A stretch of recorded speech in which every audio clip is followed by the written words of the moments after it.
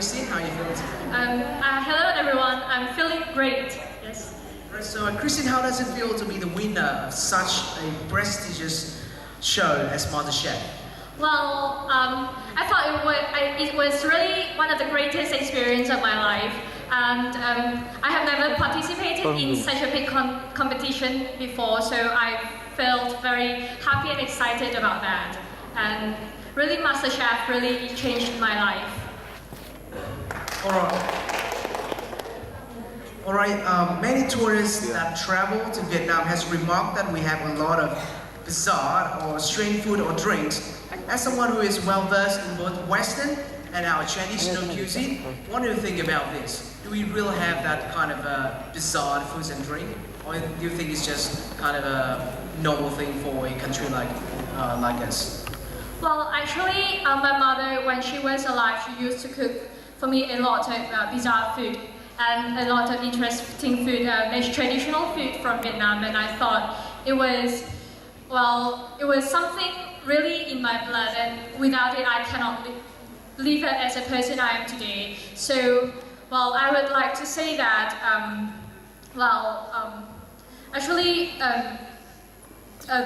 the food that Vietnamese people are cooking right now, even if it is they are street food stall or something like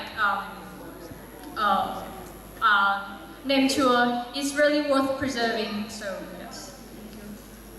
So let's be honest, I'm a big fan of the MasterChef series, and of course season 3 is my favorite.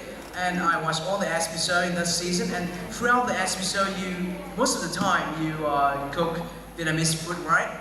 Yes. Why did you think that by cooking Vietnamese food, which has, I say, much more simple recipe than Western dishes, what was the reason you think that made you win the contest with such a simplicity?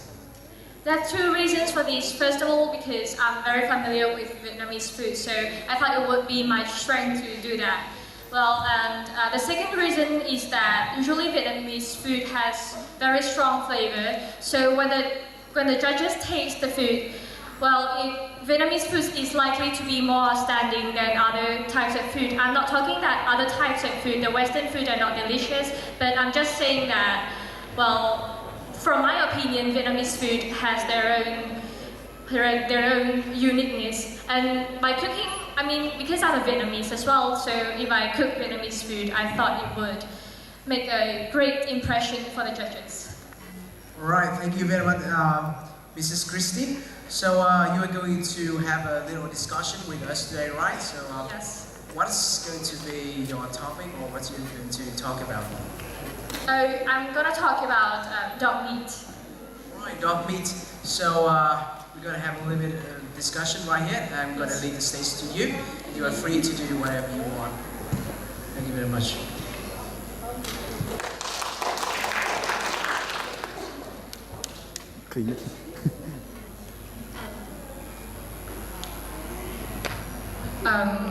Should I start now? Okay, so I'm not Christine Ha anymore, I'm Diep now. So today I'm going to talk about dog meat.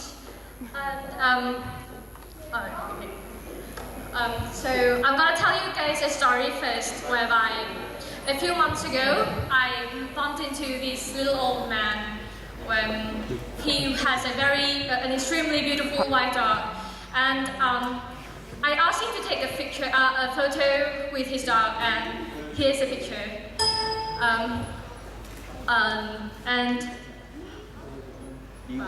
The picture is going to be appeared. Can you turn to the next slide, please?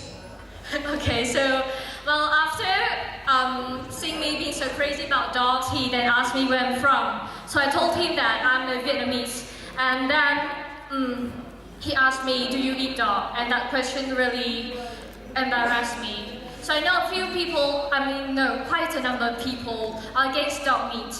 And I thought it was very brave of them to raise their opinions and feelings, where I thought the people who eat dog meat actually commit no sin at all. So because firstly, dog meat is something. Can you please next slide? Thank you. Because firstly, eating dog meat is not immoral, and thank you. Because morality, it needs a lot of factors to decide whether a person is moral or immoral. A person who eats dog meat doesn't mean that he's immoral if he still loves his wife and his son. And a person who doesn't eat dog meat can still be immoral if he go about shooting people or kicking their ass. So I'm just gonna say that for the people who eat dog meat, if they perceive dog meat as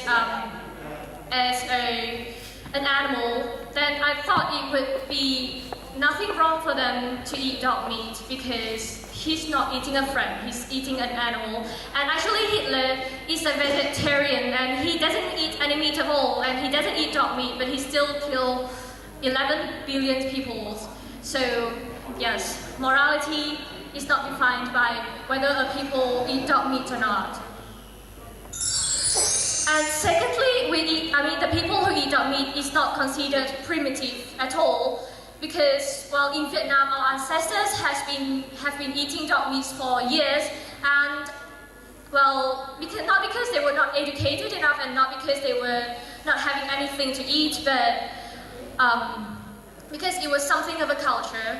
And there were actually bad dogs, and the dog from the landlord who bite and chase after people who come to ask for money. Those are bad dogs. And there are different types of dogs, and not all dogs are friends. So I'm talking about eating dog meat is something of a culture. So because of that, we should not force the people to give up to eradicate their culture. So, well, just take a look at an example. The Islamists don't eat beef, and the Islamists don't eat pork, and the Hindu don't eat beef. And they cannot kill the rest of the world because they are eating their sacred animal. And also in Singapore, the people build casino to gain their to earn more revenue for the nation. And in Vietnam, we thought that actually gambling is very bad, but in Singapore, it's something to raise the income of the nation. So it's like sometimes there are things which we thought are bad, but if we put it into another context, it might not be bad at all. And actually, dog meat, if we see that, okay, you guys are eating my friend, so it's bad. But actually, if we put it into another context, it's not very bad at all. So, well, sometimes there's nothing right or wrong about. And it's like sometimes I think that it's either right or wrong, but we can, well, if we want to live harmoniously together, we have to put up and tolerate one another. So, thank you. Okay, thank you. Thank you very much for such an inspiring speech, and I wish you luck in the next round.